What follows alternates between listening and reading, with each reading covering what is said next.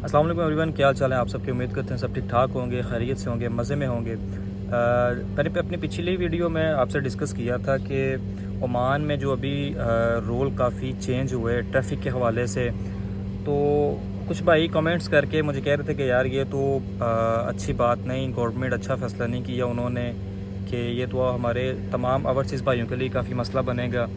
तो ये वाकई ओवरसीज़ भाइयों के लिए मसला है, लेकिन अगर देखा जाए ना, गवर्नमेंट ओमान की गवर्नमेंट को देखा जाए तो ओमान की गवर्नमेंट ने अपने शहरियों के लिए ये तहफ़्फ़ुज़ किया है, उनके फ़ायदे के लिए ये किया है। अगर ओमान के शहरियों को देखा जाए, ओमान की गवर्नमेंट को देखा जाए, तो ये उन्होंने अपने शहरियों के लिए बिल्कुल पॉजिटिव फ़ैसला किया है, बिल्कुल अच्छा फ़ैसला किया है। लेकिन जो ओवरसीज़ हैं उनके लिए तो ज़ाहिर सी बात है मुश्किल है। अगर एक दोस्त दूसरे दोस्त के साथ या किसी कज़न या किसी रिलेटिव के साथ ओमान के अंदर ट्रैवल करता है और रास्ते में उसकी चेकिंग पे पता चलता है कि वो साथ दूसरे बंदे को बिठा के ट्रैवल कर रहा है, तो उसे 200 रियाल या 300 रियाल का जुर्माना भरना पड़ेगा, जो पाकिस्तानी 1.5 से पौने 2 लाख रुपया बनता है। तो ज़ाहिर सी बात है उसके लिए देना वो मुश्किल हो जाएगा। ये वैसे भी पाकिस्तान तो है नहीं कि आप वो जो कहते हैं रिक्वेस्ट करके उसको माफ़ करवा लेंगे। नहीं, अगर आपको एक दफ़ा जुर्माना हो गया तो आपने देना है, तो आपकी जान छूटनी है, चाहे वो 200 रियाल है, 300 रियाल है, 500 रियाल है।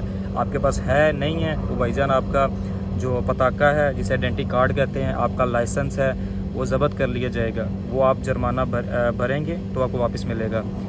एक जगह पे देखा जाए तो ये पाकिस्तानियों के लिए, ओवरसीज़ के लिए मुश्किल है, लेकिन इसकी वजह क्या है, ये गवर्नमेंट ने किया क्यों? क्योंकि यहाँ के जो ओमानी शहरी हैं, बेसिकली जो टैक्सी यूज़ करते हैं, टैक्सी चलाते हैं, ओमानी जो हैं, उनके लिए ये इशू है। क्योंकि हर बंदे के पास यहाँ पे गाड़ी है।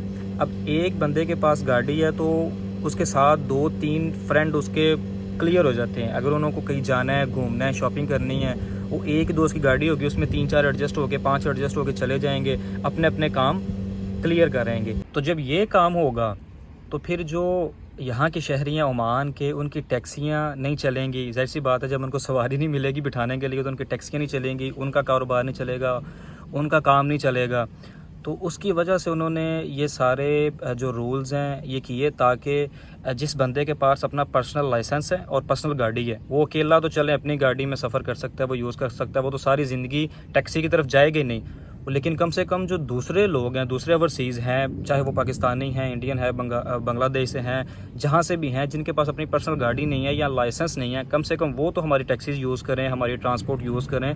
तो क्योंकि काम के लिहाज से मैं आपसे पहले भी डिस्कस करता रहता हूँ कि ओमान के अंदर फ़िलहाल कोरोना से पहले तो माशाल्लाह बड़ा अरूज था ओमान में बिज़नेस का, काम का।